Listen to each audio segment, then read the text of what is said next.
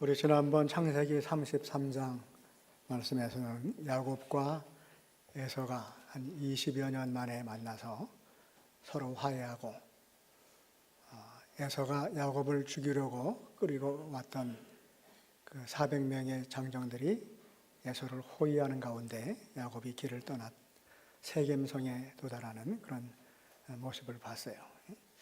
야곱과 그의 아들들이 세겜 성읍에 도착을 했습니다. 근데 야곱에게 디나라고 하는 딸이 있었는데 이 딸이 그 세겜 성에 있는 여자들은 어떻게 차리고 다니는가 아마 궁금했던 것 같아요. 그래서 어떤 주석가는 디나가 아마 이때 한 사춘기 소녀쯤 될 나이였는데 그 세겜 성에 있는 여자들의 모습을 한번 구경하기 위해서 바깥으로 나갔다는 거예요. 근데 그랬다가 그곳 그 세겜 성에 있는 그 추장 세겜이라고 하는 사람에게 붙잡혀서 그 욕을 당했습니다. 그래서 오늘 우리가 함께 읽지는 않았지만 34장 2절 말씀을 보면 히위 족속 중 하몰의 아들 그 땅의 추장 세겜이 그를 보고 끌어들여 강간하여 욕되게 하고, 그 3절에는 그 마음이 깊이 야곱의 딸 디나에게 연연하며 그 소녀를 사랑하여 그의 마음을 말로 위로하였다. 이 야곱의 딸 디나가 세겜 성을 이렇게 돌아다니다가 성읍에서 돌아다니다가 그곳에 추장 세겜에게 붙잡혀서 욕을 당했다는 거예요. 그랬는데 이 세겜이라고 하는 사람은 그 디나를 그냥 순간적인 충동에 의해서 욕을 보게 하고, 그러니까 뭐 이제 쉽게 말하면 그 여인에게 못된 짓을 했다는 거죠. 그리고 그냥 그 여인을 내버린 것이 아니라 그 디나를 굉장히 사랑을 했던 것 같아요. 한번 얼굴을 이렇게 보고 처음 이렇게 만나서 금방 사랑에 빠진다고 하는 것이 참 그 어려운 일인데, 그런데 이 세겜이라고 하는 사람은 디나를 보자마자 그 사랑에 빠졌던 것 같아요. 그러니까 자기가 욕을 보이기는 했지만 그러나 그 마음에 이 디나를 사랑하는 마음이 너무 깊어서 그 아버지에게 내가 이 여인과 좀 결혼을 할 수 있게 해달라고 하는 그런 그 부탁을 드리는 모습을 볼 수가 있어요. 그래서 3절 말씀에 야곱의 딸 디나에게 연연하며 그 소녀를 사랑하여 라고 하는 이 구절을 보면 이 연연하며라고 하는 말은 히브리 말로 그 영혼이 깊이 그에게 빠져 있다 하는 그런 의미예요. 그러니까 한 번 보면서도 그 마음이 완전히 빠졌다는 거죠. 그런 일들이 어떻게 가능할까 하는 생각을 하지만 우리 말에도 첫눈에 반했다 하는 그런 말이 있잖아요. 처음 얼굴을 딱 보고 그리고 나서 사랑에 빠졌다는 거예요. 그래서 이 사랑한다고 하는 말을 영어의 표현에는 그냥 물론 러브, 사랑한다 그런 표현을 쓰기도 하지만 그 사랑에 빠졌다 그런 표현을 써요. fall in love 그래가지고 이 사랑에 그냥 푹 빠져든 거예요. 자기가 자기 스스로 자기 감정을 어떻게 조절을 하지 못하고 그냥 사랑에 빠지게 된 거예요. 아마 세겜도 그랬던 것 같아요. 자기가 욕을 보이긴 했지만 그 여인을 너무너무 사랑해서 그 아버지에게 내가 이 여인과 결혼을 좀 하게 허락을 해 주십시오. 우리들도 그렇지만 요즘에는 결혼하는 당사자들이 그냥 마음이 맞으면 부모가 아무리 반대를 해도 결혼을 하잖아요. 근데 오래전에 우리나라 지금도 그런 부분들이 좀 있죠. 부모가 허락을 하지 않으면 절대로 결혼을 할 수 없었어요. 이 팔레스틴에서 이 히브리 사람들도 아마 그랬던 것 같아요. 그러니까 부모에게 허락을 받아야지만 됐죠. 가나안 땅도 마찬가지죠. 그래서 세겜이 자기 아버지 하몰에게 이 여인과 결혼을 하게 해달라 그 부탁을 했어요. 그랬더니 아버지가 그 아들의 말을 듣고 야곱을 찾아가는 거예요. 야곱은 누구 아버지예요? 디나의 아버지예요. 그러니까 야곱을 찾아가서 자초지종을 다 얘기를 하고 우리 아들이 이렇게 이런 일들이 있었는데 참 몹쓸 짓을 하기는 했지만 우리 아들이 당신 딸을 정말로 진심으로 사랑합니다. 그러니까 서로 간에 결혼을 할 수 있도록 좀 허락을 해 주십시오. 그렇게 부탁을 해요. 그래서 만약에 당신이 허락을 해주면 이제 우리 아들과 당신 딸만 결혼하는 것이 아니라 우리 당신네 그 부족과 또 우리 그 세겜 성읍에 있는 사람들이 서로 통혼을 하자. 서로 결혼을 하는 그래서 한 민족이 되자. 그런 제안을 해요. 그러면서 10절 말씀을 보면 너희가 우리와 함께 거주하되 땅이 너희 앞에 있으니 여기 머물러 매매하며 여기서 기업을 얻으리라. 너희들과 함께 결혼을 해서 이렇게 한 그 가족이 되면 그러면 우리 지금 아직도 땅이 여유가 있으니까 이 땅을 너희들이 갖고 여기서 기업을 얻게 하리라는 것은 농사를 해서 정착해서 생활을 하라는 거예요. 그 당시 가나안 땅의 사람들은 농사를 하면서 정착 생활을 했는데 반해서 이 야곱과 그의 아들들은 이 히브리 사람들은 이때만 하더라도 유목 생활을 했어요. 그러니까 이제 가축을 데리고 그 팔레스틴 지역에는 풀이 별로 많지 않잖아요. 그러니까 풀이 있는 곳을 찾아다니면서 가축을 풀어놓고 며칠씩 거기서 이제 묵으면서 생활을 하곤 그랬다는 거예요. 그러니까 이게 자꾸 떠들이 생활을 하는데 이제 우리 서로 결혼을 하게 되면 그 일을 정리하고 너희들도 여기서 농사짓고 정착해서 좀 안정된 생활을 할 수 있도록 그렇게 도와주겠다. 그런 제안을 하는 거예요. 근데 아버지 하몰이 그런 제안을 야곱에게 하고 있는데 옆에 같이 있던 세겜이 또 한마디를 더 덧붙입니다. 12절 말씀을 보면 이 소녀만 내게 주어 아내가 되게 하며 하라. 아무리 큰 혼수와 예물을 청할지라도 너희가 내게 말한 대로 주리라. 만약에 결혼을 하게만 허락을 하면 아무리 큰 혼수와 예물을 달라고 해도 다 주겠다는 거예요. 혼수와 예물이 어떻게 다른가? 여기 혼수는 뭐 어려운 말로 빅물 그래요. 그 뭐냐면은 이제 결혼 지참금을 신부 아버지에게 이제 주는 거야. 결혼 지참금을 아무리 많이 요구해도 그걸 다 줄 테고 여기 그리고 예물을 할 때는 신랑이 신부에게 주는 선물, 결혼 선물을 말해. 그 선물도 내가 넉넉히 주겠다. 하여간 결혼을 허락하기만 하면 내가 달라는 대로 다 주겠다. 그리고 얘기를 해요. 근데 그때 야곱과 그 하몰과 세겜 세 사람만 있었던 것이 아니라 양을 치고 있던 그 디나의 오빠들, 야곱의 아들들이 자기 누이 동생이 세겜에게 욕을 당했다라고 하는 얘기를 듣고 그 양을 치던 것을 다 내버려 두고 집으로 돌아왔어요.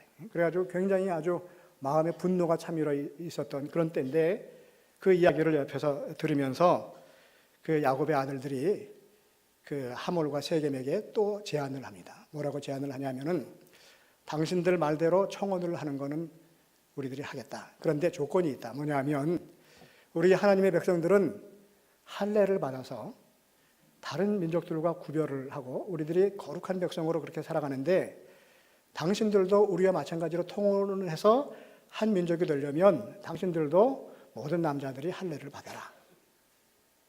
그러면 우리들이 함께 결혼을 하도록 하겠다. 그렇게 얘기를 하는데 13절 말씀을 보면 야곱의 아들들이 세겜과 하몰에게 그 제안을 하는 것이 그게 진심으로 하는 얘기가 아니라 상대방을 속이기 위해서 한 제안이라는 거예요. 그래서 13절을 보면 야곱의 아들들이 세겜과 그의 아버지 하몰에게 속여 대답하였으니 그랬어요. 뭘 속였냐 하면은요.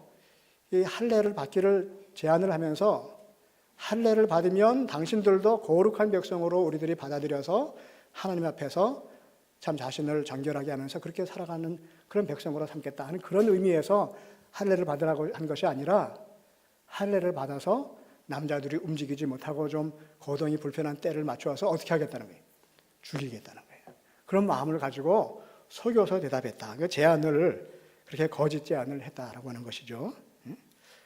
그랬는데 그 야곱의 이야기를 듣고 그 야곱의 아들들의 이야기를 듣고 이 세겜과 그의 아버지 하몰이 그 제안에 이제 수락을 합니다. 그래서 18절 이하의 말씀을 보면 이제 수락을 해서 그곳 성읍 사람들이 할례를 받는 그런 모습이 나오는데, 근데 이 할례라고 하는 종교적인 의식을 야곱의 아들들이 이용하는 것을 지금 볼 수 있어요.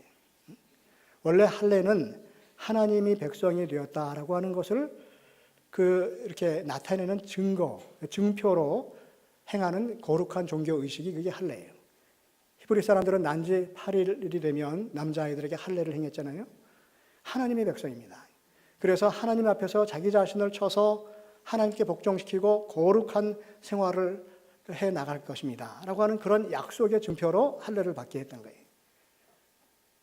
그래서 출애굽기에 보면은 이스라엘 백성들뿐만이 아니라 이방 사람들도 이스라엘 백성들처럼 하나님의 백성이 되고자 하고 그들이 또 이스라엘 백성들이 지키는 절기를 지켜서 그 종교의식에 참여하고 하나님 백성으로 살아가려고 한다면 그들도, 이방인들도 할례를 받도록 그렇게 그 율법에 기록이 되어 있는 것을 볼 수 있어요. 그러니까 이방인들이 하나님 백성으로 살아가려고 하는 그런 마음이 있으면 그 각 유월절과 같은 종교 절기에 참여하기 전에 먼저 할례를 받아야지만 돼. 이방인들도. 그래야 하나님의 백성이 될 수 있는 거예요. 근데 이 세겜 성읍의 사람들도 이방 사람들이죠. 근데 야곱의 아들들은 그들에게 할례를 받기 위해서 그들이 하나님 백성으로 살게 하기 위해서 할례를 받으라고 제안한 것이 아니라 그들을 죽이려고 하는 마음을 가지고 할례를 받도록 청을 한 거죠. 할례는 다른 사람을 어떻게 자기 욕심에 따라서 이용하기 위해서 행하는 의식이 아니라는 거예요. 이스라엘 백성들이 애굽에서 나와가지고 가나안에 들어갈 때 요단강을 건너서 길갈이라고 하는 곳에서 잠시 진을 쳤어요. 근데 거기서 유월절을 지키기 전에 길갈에서 이스라엘 백성들이 할례를 받아요. 그리고 유월절을 지키고 그리고 나서 여리고성을 이제 정복하는 그런 얘기가 여호수아서 4장 이하에 나와요. 이스라엘 백성들이 애굽을 나와서 가나안이라고 하는 새로운 땅에 들어가서 그곳에서 정착해서 생활을 하기 전에 가나안을 정복하기 전에 제일 먼저 행했던 것이 뭐냐면은 할례를 행하는 것이었어요. 그건 가나안이라고 하는 새로운 세상에 들어가기 전에 우리들이 하나님 백성으로서 거룩한 생활을 하고 나 자신을 다시금 하나님 백성으로서 정결하게 그렇게 갖고 나가겠다고 하는 다짐을 가지고 자신들에게 행하는 종교적인 의식이에요. 그러니까 이 할례를 행한다고 하는 것은 내가 하나님 앞에서 하나님 백성으로 거룩한 삶을 살겠다고 하는 약속을 하는 것이나 다름이 없어요. 그러니까 하나님 앞에서 나 자신을 쳐서 하나님께 복종시키겠다고 하는 종교적인 의식을 행하는 게 그게 할례예요. 근데 야곱의 아들들은 지금 세겜 사람들에게 할례를 행함으로 말미암아 그들을 쳐서 죽이겠다고 하는 마음을 가지고 할례를 행하는 거죠. 할례는 누군가 다른 사람들을 내 욕심에 따라서 내가 이용하기 위해서 다른 사람을 쳐서 복종시키기 위해서 하는 것이 아니라 나 자신을 쳐서 복종시키기 위해서 할례를 행하는 거예요.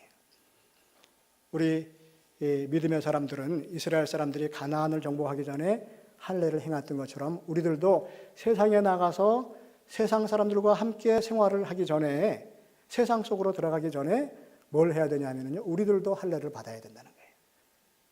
우리는 육신의 할례가 아니라 마음의 할례를 받아야 된다.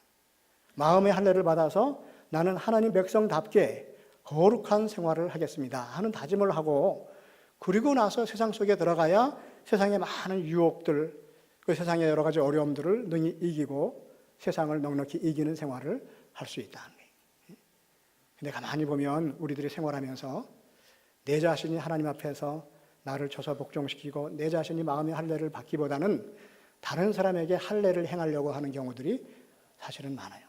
야곱의 아들들처럼 어떤 공동체에 문제가 있고 어려움이 있으면 너 때문에 지금 이런 어려움이 생긴단 말이에요. 직장 생활을 하는 사람들도 직장에 무슨 여러 가지 이런저런 좀 문제들이 생겨나면 아무개 부장이, 아무개 뭐 대리가, 과장이 잘못해서 그렇다. 그 다른 사람의 그 어떤 그 문제를 지적을 하는 경우들이 많아요. 그 사람만 똑바로 할 수 있으면 그러면 이런 어려움이 없는데 그렇게 생각하는 것이 우리들의 모습일 경우가 많죠. 근데 사실은 다른 누군가가 똑바로 서야 공동체가 제대로 서는 것이 아니라 먼저 나 자신이 하나님 앞에서 바로 서야지만, 그래야지만 공동체가 제대로 세워질 수 있다는 거예요. 그러니까 우리들이 하여간 직장 생활을 하든지 아니면 가정에서 생활을 하든지 교회에서 생활을 하든지 어디에서 생활을 하든지 그 공동체 속에서 내가 하나님 앞에 할례 받은 백성으로 서겠다라고 하는 그런 마음을 가지고 생활을 하면 먼저 내 자신의 모습을 되돌아보고 다른 사람에게 어떤 문제가 있나 하는 것을 생각하기 전에 혹시 나에게 어떤 문제가 있는지를 우리들이 다시 한번 생각해 볼 수 있다고 하는 것이죠. 그래서 이 하몰과 세겜이 이 야곱의 아들들의 제안을 받고 백성들에게 가서 이제 이야기를 합니다.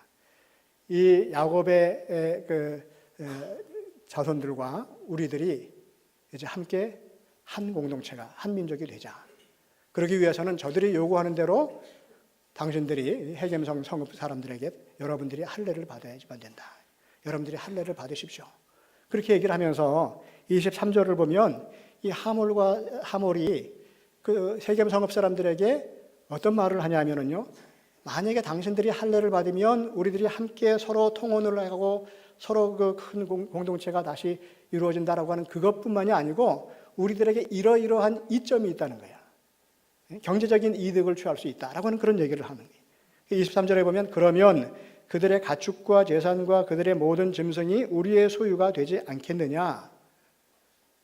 만약에 야곱의 그 사람들과 함께 결혼을 하게 되면 우리들에게 큰 이득이 있을 수 있다는 거예요. 야곱이 엄청난 부자인데 그들의 재산을 우리들이 또 차지할 수도 있고 그런 얘기를 하는 거예요. 그러니까 이 하몰이라고 하는 사람은 자기 아들이 디나를 아주 너무 가슴속 깊이 사랑했기 때문에 그 서로 그 사랑하는 사람들끼리 그걸 계기로 해가지고 한 공동체를 이루려고 하는 그런 생각도 물론 있지만 그 이면에는 이 서로 간의 통혼을 함으로 말미암아 어떤 경제적인 이득을 얻고자 하는 그런 욕심이 또 한쪽에 도사리고 있었던 거죠. 결국은 그 욕심 때문에 그 세겜 성읍 사람들에게 이제 할례를 받도록 종용을 하고 할례를 받았고 그리고 결국은 그 민족이 멸절을 당하는 거예요. 멸망을 당하는 거예요. 성스러운 종교적인 의식을 행하면서 야곱의 아들들도 그것을 이용해서 그 세겜 사람들을 죽이려고 했고 이 세겜 성읍의 그 하몰이라고 하는 그 사람은 그 할례를 행함으로 야곱과 서로 가까이 지내면서 경제적인 이득을 얻겠다고 하는 그런 욕심들이 다 있었어요. 진짜 거룩한 종교적인 의식을 행하겠다고 하는 그 마음보다는 다 자기 나름대로의 욕심을 갖고 있었던 거예요. 결국은 그게 빌미가 돼서 멸망을 당하는 그런 그 안타까운 모습을 보게 됩니다. 결국은 세겜 성읍 사람들이 다 할례를 받았어요. 할례를 받고 3일째 되는 날에 그 세겜의 남자들이 거의 몸을 움직이지 못하고 꼼짝 못하고 있는 그때에 야곱의 아들들 가운데서 두 번째 아들, 세 번째 아들 여기 보면 시므온과 레위가 칼을 가지고 가서 남자들이 할례 받고 움직이지 못하니까 가가지고 그냥 찔러서 다 죽인 거예요. 맞서서 싸우지도 못하는 사람들. 그러려고 할례 받으라고 그랬잖아요. 다 죽이고 그리고 하몰도 죽이고 세겜도 죽였어요. 그리고 자기 딸 디나를 데리고 오고 그러고 났더니 그 다음에 이제 네 번째, 다섯 번째, 여섯 번째 아들 뭐 이렇게 야곱의 다른 그 아들들이 또 우르르 몰려가가지고 거기에 있는 나머지 사람들을 또 다 죽이고 그 아녀자들을 다 빼앗아 오고 가축들을 다 빼앗아 오고 재물을 다 빼앗아 왔다는 거예요. 그래서 오늘 말씀을 보면 26절부터 29절을 보면은 야곱의 아들들이 세겜성에 가가지고 어떻게 복수를 했는가 하는 것을 기록을 해요. 아주 철저한 복수를 했어요. 지금 야곱의 아들들이나 야곱은 어떤 어려움을 당했냐면요.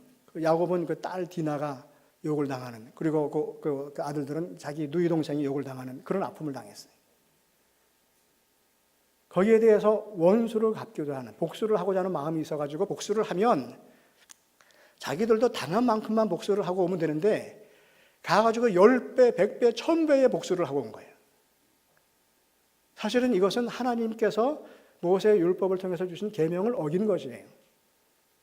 그 당시 모세의 율법에 보면 너희들이 혹시 다른 사람이 와서 너희들 눈을 상하게 하면 너희들도 가서 눈을 상하게 해라. 그래서 눈은 눈으로, 이는 이로 그렇게 갚으라고 하는 그런 말씀이 있어요. 그 당시에 고대 근동에 사는 사람들은 이걸 당연한 것으로 여겼어요. 누군가가 나에게 해를 끼치면 가가지고 내가 당한 만큼은 갚아줘도 그건 문제가 되질 않아. 근데 모세의 율법이 왜 그렇게 했을까? 사랑의 하나님이 너희들이 만약에 어떤 사람이 와서 눈을 이렇게 빼가면 너희들도 가서 상대방의 눈을 빼와라. 어떻게 하나님 말씀에 그런 말씀을 적어 놓았을까? 근데 그 당시에는요, 어떤 사람이 와가지고 눈을 하나 빼가면 가가지고 눈을 2개, 3개 빼왔다는 거예요. 복수를 3배, 4배씩만 그렇게 했다는 거지. 그러니까 이 모세율법에는 그렇게 하지 못하도록 너희들이 받은 만큼만 갚아라. 그렇게 말씀을 하신 거예요. 그런데 지금 이 야곱의 아들들은 가가지고 뭐 2배, 3배가 아니라 뭐 그냥 완전히 상대방을 멸절을 시켜버렸어요. 마태복음 5장 산상수훈의 38절, 39절에 있는 말씀을 보면 예수님께서 이런 말씀을 했어요. 너희들은 또 눈은 눈으로, 이는 이로 갚으라 하였다는 것을 너희가 들었지만 모세의 율법을 통해서 너희가 그런 계명을 들었지만 나는 너희에게 이르노니 너희들에게 내가 다시 말한다. 너희들은 악한 자를 대적하지 말라. 너희들에게 악을 행하는 자를 대적하지 말고 누구든지 내 오른뺨을 때리면 왼뺨도 돌려대라. 예수님은 원수를 받은 만큼만 갚으라고 말씀하시지 않고 어떻게 하라고 하는 거예요? 원수를 얼마만큼 갚으라는 거예요? 갚으라는 거예요? 갚지 말라는 거예요? 갚지 말라는 거예요. 악한 자를 대적하지 말고 누가 오른밤 때리면 그러면 그냥 가만히 있지 말고 왼밤도 돌려대라는 거예요. 예? 여러분 오른밤 맞는 것은요 아주 수치스러운 얘기.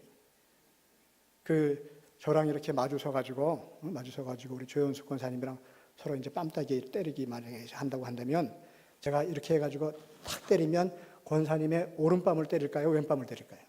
왼밤. 오른밤을 때리려면 이렇게 때려야 돼요. 제가 오른손을 사용한다면. 근데 이 손등으로 때린다고 하는 것은 굉장히 수치스러운 일이었어요. 손등으로 맞는 것이. 근데 오른밤을 때려서 내가 아주 수치스럽게 손등으로 맞는 그런 수모를 당했어도 거기에 대해서 갚지 말고 왼밤도 돌려대라는 거예요. 그게 주님께서 하시는 말씀이에요. 그런데 야곱의 아들들은 그냥 가가지고 완전히 다 씨를 말릴 정도로 그렇게 큰 복수를 하고 왔다라고 하는 것이죠. 근데 그 일로 인해 가지고 야곱이 그 소식을 듣고 잘했다, 우리 아들들 최고다, 원수를 갚으려면 그렇게 갚아야지, 그리고 좋아하는 것이 아니라 야곱이 그 아들들이 그렇게 복수를 했다라고 하는 소식을 듣고서는 큰 근심이 생겼어요. 30절 말씀을 보면 야곱이 시므온과 레위에게 이르되 너희가 내게 화를 끼쳐 나로 하여금 이 땅의 주민 곧 가나안 족속과 브리스 족속에게 악취를 내게 하였도다. 그 시므온과 레위가 가서 원수를 갚은 그 일로 인해서 내게 화를 끼쳤다는 거야. 이제 지금 그들이 그렇게 당했으니 가나안 많은 족속들이 서로 연합해서 가나안 족속, 히위 족속, 브리스 족속 이런 족속들이 연합해서 쳐들어올 것이라는 거예요. 그러면 그 연합군을 우리들이 요 작은 숫자로 어떻게 막아낼 수 있겠는가? 이제 너희들이 가서 그 원수 갚는 그 일로 인해서 나는 야곱이 나와 내 집이 멸망당하게 생겼다는 거예요. 그래서 그들이 모여서 나를 치고 나를 죽이리니 그러면 나와 내 집이 멸망을 당할 것이라. 여러분 원수 갚으면 보복을 하면 복수를 하면 속이 후련해요? 아니면 속이 찜찜해요? 후련하지. 진짜 평상시에 그 미워했던 사람 가지고 그냥 아주 진짜 그 사람을 혼쭐을 내주고 오면 속이 후련할 수 있어요. 그러나 그게 사실은 후련한 게 아니라 그 일로 인해서 좋은 일이 생기질 않는다는 거예요. 우리들이 어떤 모습으로든지 간에 원수를 갖고 보복을 하게 되면 그것으로 인해서 평화가 이루어지지 않고 오히려 더 큰 분란이 일어난다는 거죠. 평화는 내가 원수 갚음으로 인해서 이루어지는 것이 아니라 보복함으로 이루어지는 것이 아니라 예수님처럼 죄가 하나도 없지만 그러나 억울하게 십자가에 달려서 당신 자신이 죽으심으로 말미암아 평화를 이루시는 거라. 지금 야곱의 아들들은 자기 감정을 추스리지 못하고 자기 동생이 욕을 당했다라고 하는 얘기를 듣고 그 즉시 푹 해가지고 가가지고 그냥 한 방에 원수를 갚고 상대방을 멸절시키고 그러고 돌아간 거예요. 근데 야곱의 아들들에 비해서 야곱은 아버지는 그 삶의 연륜이 깊잖아요. 그러니까 아버지가 볼 때는 아이고 이놈들이 지금 내 아들들이 지금 잘못된 일을 했구나 말이에요. 그리고 안타까워하시는 거예요. 그 5절 말씀을 보면 야곱이 그 딸 디나를 그가 더럽혔다 함을 들었으나 자기의 아들들이 들에서 목축함으로 그들이 돌아오기까지 잠잠하였다. 야곱은 자기 딸 디나가 욕을 당했다고 하는 얘기를 듣고 속으로 얼마나 가슴이 아팠겠어요. 그 참 아주 그 마음이 찢겨지는 그런 쓰라림이 있었을 거예요. 그러나 그 소식을 듣고 잠잠했다는 거예요. 잠잠했다고 하는 것은 히브리 말로 이 하라슈라고 하는 단어는 귀머거리가 된다. 아무 행동도 하지 않는다. 그런 의미가 있어요. 당신 딸이 지금 그 겁탈을 당했습니다. 그 얘기를 듣고도 아무 얘기를 듣지 못한 것처럼 그러고 있었다는 거예요. 못 들은 것처럼. 그리고 아무 행동도 하지 않았다는 거예요. 속으로는 이게 참 그 가슴 아픈 그 비통함이 막 끌어오르지만 그것을 다 이렇게 억누르고 잠잠하게 기다렸다는 거예요. 근데 야곱의 아들들은 자기 동생이 겁탈당했다고 하는 얘기를 듣자마자 막 분노를 주체하지 못해가지고 결국은 이제 무슨 할례받으라는 제안을 하고 나중에 기회가 생길 때면 가서 싹 죽여버리고 금방 행동을 하는 거예요. 금세 보복을 했어요. 하나님의 백성들은 야곱의 아들들처럼 이렇게 행동을 하면은요, 결국은 나와 내 집이 멸망당하는 화를 입을 수밖에 없다는 거예요. 아무리 진짜 내가 너무나도 억울하고 너무나도 진짜 그 비통한 일을 당했다 할지라도 야곱처럼 잠잠하는 그런 훈련을 할 수 있어야지만 돼. 제가 사실은 이 34장을 읽으면서 이걸 가지고 설교를 어떻게 해야 되나 말이에요. 왜냐하면 디나가 그 욕당한 일이고 그리고 거기에 대해서 그 오빠들이 보복한 일인데 본문이 그 내용인데 이걸 가지고 뭐라고 해야 되냐 말이에요. 고민을 하다가 어떤 분이 김정훈이라고 하는 사람이 그 칼럼을 썼는데 그 제목이 그 뭐냐면은요, 그 분노하면 그 화를 내면 무조건 지는 거다 한 그런 그 제목으로 그 글을 썼어요. 다른 말로 하면은 열받으면 무조건 지는, 제목이 그래. 열받으면 무조건 지는 거다. 제가 그 글을 읽으면서 제목을 이렇게 했으면 좋겠다. 열받으면 지는 거다 말이야. 그 야곱의 아들들이 열받고 지금 가가지고 완전히 상대방을 멸절시키고 나니까 야곱이 하잖아요. 그렇게 얘기를 하잖아요. 나와 내 집이 이제 멸망당할 거다. 열받으면 당장은, 열받아가지고 욱하면 당장은 그게 뭐 좋을지 모르지만 결국은 그게 지는 거라는 거예요. 그러면서 이 사람이 자기 얘기를 해. 자기가 이제 글 쓰는 사람이니까 어떤 원고를 청탁받아가지고 글을 다 쓰고 나면 이제 그 스트레스가 이제 그 아주 긴장이 쫙 풀어지잖아요. 이제 글을 다 쓰고 나서 목욕탕 가가지고, 동네 목욕탕 가가지고 뜨거운 물에 몸을 담고 목욕을 하는 게 그게 최고의 낙이래. 그러니까 그날도 이제 원고를 마치고 나서 목욕탕을 갔대. 목욕탕을 갔는데 어떤 한 그 청년이 이 그 온몸에 등에 그 온몸에 용과 호랑이 문신을 한 청년이 늘 같은 목욕탕에 온다는 거야. 근데 그 아이가 와가지고는 그냥 목욕만 하고 가는 게 아니라 목욕을 하고는 목욕탕 안에서 섀도우 복싱을 혼자 한대.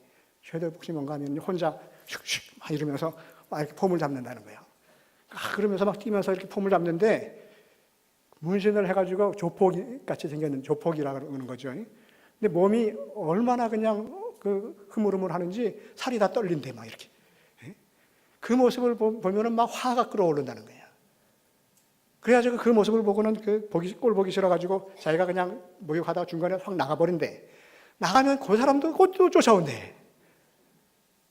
그러니까 또 쫓아와가지고 자기가 이렇게 또 머리 말리고 하려고 하면 그 옆에서 또 그런다는 거야. 그러니까 그냥 뭐 열받는다는 게, 다른 사람들 보니까 아무렇지도 않더래. 자기만 열받는다는 거야. 그러면서 가만히 생각을 해보니까 우리 사회에는 나처럼 욱하며 사소한 일에 목숨 거는 사람들이 참 많구나. 자기도 그렇지만 가만히 한국 사회를 보니까 그런 사람들이 많더라는 거야. 욱하는 거죠. 저 자식 꼴 보기 싫은데 또 쫓아왔네. 에이, 막 이러면서 막 열받는다는 거예요. 근데 열받으면 100이면 100 다 지는 거다 말이야. 저희가 이제 그 얘기를 하는 거예요. 그러면서 그 미국의 프리드만이라고 하는 심장 전문 의사가 있었는데 이 사람이 운영하는 병원에 환자들이, 심장병이 있는 환자들이 올 거 아니에요. 그러니까 관상동맥 질환이 있는 환자들이 주로 와서 진찰을 받고 치료를 한대. 근데 자기 병원의 대기실에 의자가 자꾸 헌다는 거야. 그래가지고 이제 가구업체 사람을 불러가지고 의자를 좀 고치려고 했더니 그 사람이 보더니 당신네 병원 의자는 참 희한하다. 보통 다른 병원 의자들은 이게 등 뒤에가, 환자들이 이제 손님들이 대기 이제 하면서 이렇게 앉아 있으면 등 뒤에 있는 천이 헌대. 그렇죠?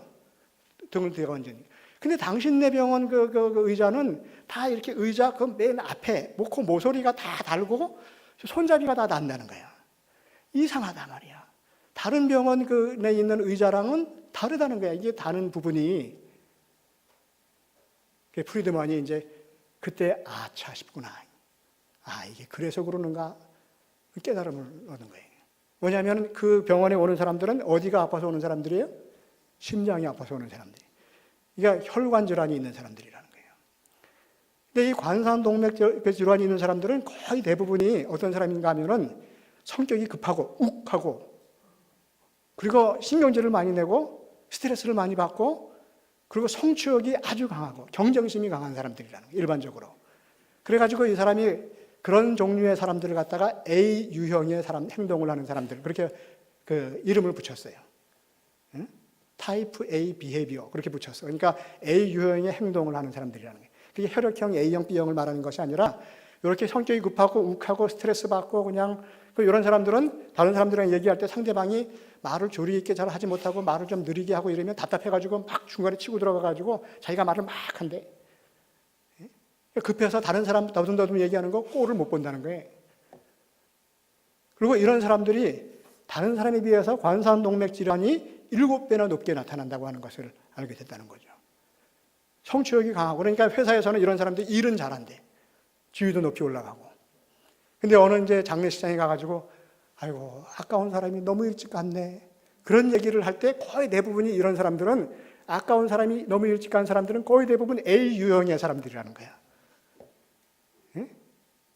그러니까 이 사람들이 병원 대기실에 앉아가지고 자기 순번이 올 때까지 이게 느긋하게 기다리지를 못하고 계속 앉았다 일어났다 하면서 왜 빨리 안 오는 거야? 그리고 그냥 막 스트레스 받고 신경질 부리고 그래가지고 계속 끄트머리, 의자에 하고 끄트머리 걸터 앉아가지고 안절부절 못한다는 거지. 그러니까 거기가 다 난다는 거야. 그런 사람들만 오는 병원이야. 욱하는 사람들. 그러니까 어떤 좀 그 답답한 일을 당하고 억울한 일을 당하면 그걸 가만히 좀 자기가 참고 인내하고 시간을 두고 좀 기다리고 하는 그걸 못한다는 거예요. 그래서 그 사람들이 보니까 일찍 세상을 뜨는 경우들이 거의 대부분이더라는 거예요. 야곱의 아들들을 가만 보면은요, 딱 그 A 유형의 사람들 같아요. 야곱은 그 아버지가 딸이 그 겁탈을 당했다는 얘기를 들으면 오빠들이 받는 충격보다는 더 클 거 아니에요. 그러나 아버지는 마치 아무 소리를 못 들은 것처럼 잠잠하게 기다리는 거예요. 그러면서 그냥 가만히만 있었겠어요? 자기 답답한 마음을 가지고 하나님 앞에 가서 기도를 했겠지. 하나님, 내 딸이 이런 어려운 일을 당했는데 내 가슴이 지금 무너지는 것 같습니다. 그러면서 하나님 앞에 기도하는 거죠. 그러면서 자기가 복수를 갚고 자기가 어떤 행동을 하지 않고 자기는 가만히 기다리고 하나님 앞에 꿇어 엎드리기만 하는 거예요. 그 이외의 일들은 누가 하시냐면 하나님이 하시는 거예요. 그 원수 갚고 복수하는 일은 내가 하는 것이 아니라 하나님께서 하시는 일이라는 거예요. 야곱은 그런 생각이에요. 그러니까 속이 너무 찢어지지만은 아프지만 그러나 잠잠히 기다리는 거예요. 근데 이 A 유형 타입에 있는 사람들처럼 야곱의 아들들은 그랬어? 이놈의 자식 내가 가만 놔두나 보자. 기회를 봐가지고 기회만 생기면 가가지고 싹 그냥 다 죽여버리고 오는 거지. 하나님께서 일을 하시기까지 기다리지 못하고 그냥 자기가 다 처리해버리는 거예요. 하나님의 역사가 일어날 수가 없어요. 여러분 그렇잖아요. 우리들이 살아가면서 답답한 일 당하고 억울한 일 당하고 진짜 원수 갚고 싶은 생각이 들 그런 때가 얼마나 많이 있겠어요. 그러나 그럴 때 그때마다 그냥 야곱의 아들들처럼 욱하고 일어나가지고 먼저 행동을 하면 지는 거라는 거예요. 그러면 나와 내 집이 멸망당한다는 거예요. 그럴 때일수록 야곱처럼 잠잠하게 가만히 기다리는 거예요. 그래서 원수 갚는 일은 하나님께 맡긴다는 거죠. 로마서 12장 19절 말씀에 보면 내 사랑하는 자들아 너희가 친히 원수를 갚지 말고 진노하심에 맡겨라. 기록되었으되 원수 갚는 것이 내게 있으니 내가 갚으리라. 원수는 누가 갚는다고요? 하나님이 갚는다는 거예요. 그러니까 우리들은 세상을 살아가면서 원수를 만들 일도 없어야 되고 혹시나 서로 간에 좋지 않은 관계가 생겼다 할지라도 그 일에 대해서 내가 자꾸 그걸 신경을 쓰고 내가 어떻게 하려고 나름대로 방법을 찾고 하지 말고 그냥 가만히 기다리고 있으라는 거예요. 그걸 어떻게 할 수 있습니까? 내 힘으로 안 되니까 기도하는 거지. 그렇게 할 수 있도록 힘달라고. 그래가지고 병원 의자에 그 대기실에 가서 앉아있을 때도요, 이 끄트머리에 앉아가지고 계속 왜 내 순서인데 왜 안 나오는 거야? 막 이러고 조바심 내지 말고 그냥 등을 의자에다 이렇게 다 기대고 가만히 내 이름 부를 때까지 편안하게 기다릴 수 있어야 돼. 근데 그걸 잘 못한다는 거야. 제가 그 글을 읽으면서 야, 이 A형 유형의 행동을 하는 사람들이 누군가 생각을 해봤어요. 우리 김명순 권사님인가 누군가 보니까 저더라고. 제가 딱 여기에 맞더라고. 급하고 욱하고 스트레스 받고. 근데 가만히 보면은요, 저뿐만이 아니라 이 대한민국에 사는 거의 대부분의 사람들은 특별히 여자들도 마찬가지, 남자들은 거의 대부분 이 A 유형의 사람들이에요. 이런 사람들은 경적을 또 엄청 많이 누른대. 근데 저는 경적을 안 눌러요. 뒤에서 신호 받다가 신호 탁 바뀌고 한 1초만 있어도 뒤에서 빵빵빵빵 거리잖아요. 뭐 다른 나라 좀 선진국 가면은요, 경적 소리를 들을 수 없다는 거야. 제가 한 몇 년 전에 호주 갔을 때 거기서 며칠, 한 일주일 가까이 있으면서 경적 울리는 소리를 한 번도 못 들었어요. 딱 인천공항에 내려가지고 차 타고 오는데 그때부터 빵빵빵빵빵빵 거리더라고. 한국 사람들은 굉장히 아주 그냥 그야말로 전투적으로 생활을 해왔어요. 그 짧은 시일 내에 경제 부흥을 그렇게 이루려고 하다 보니까 얼마나, 그래서 우리나라 사람들만이 그 하는 말이 있다고, 세계 모든 사람들이 다 하는 말이 있다고 그러잖아요. 중국집 가면 뭐라 그래? 빨리빨리 달라고. 그리고 굉장히 아주 경쟁적으로 강한 성취욕을 가지고 그러고 살아왔는 거예요. 그러다 보니까 자기도 모르게 A 유형의 타입으로 그렇게 살아오는 거예요. 여러분 한번 가만히 생각을 해보세요. 나는 그렇지 않은가? 거의 대부분 남자들은 거의 대부분 그렇게, 여자들도 만만치 않아요. 그렇게 살면 내가 모든 일을 다 해야 돼. 상대방이 좀 부족한 것 같으면 가가지고 내가 지적하고 내가 뭐 그 책임 묻고 그리고 또 바꿔놓고 뭘 조정하고 하는 건 내가 다 해야 돼. 그냥 기다리지를 못하는 거예요. 하나님이 역사하실 그런 기회를 주지 않는 거예요. 여러분 그렇게 살면 아이고 저 아까운 사람 어찌 저렇게 빨리 갔노? 하는 그 얘기를 들을 수 있게 된다는 거예요. 그래서 제가 이 본문을 읽으면서 나도 이제부터는 진짜 속상한 얘기들 듣거나 아니면 진짜 속상한 일들이 있으면 에이구 그럴 수 있지 그리고 넘기는 훈련을 해야겠단 말이에요. 상대방이 나를 열받게 해도 그 열을 내가 안 받으면 되잖아. 그 안 받는 게 그냥은 안 돼. 그러니까 자꾸 훈련을 해야 돼. 하나님, 제가 열을 안 받기를 원합니다. 나머지는 제가 잘 모르겠으니 하나님께서 알아서 해주시기를 바랍니다. 그리고 자꾸 그 훈련을 해야지만 돼. 그게 믿음의 생활을 하는 거예요. 그게 믿음의 훈련을 하는 거예요. 열받으면 어떻게 된다고요? 무조건 지는 거예요. 무조건 지는 거. 야곱의 아들들이 열받아가지고 결국은 야곱이 죽게 생겼잖아요. 나와 내 집이 멸망할 것이라고 얘기를 하잖아요.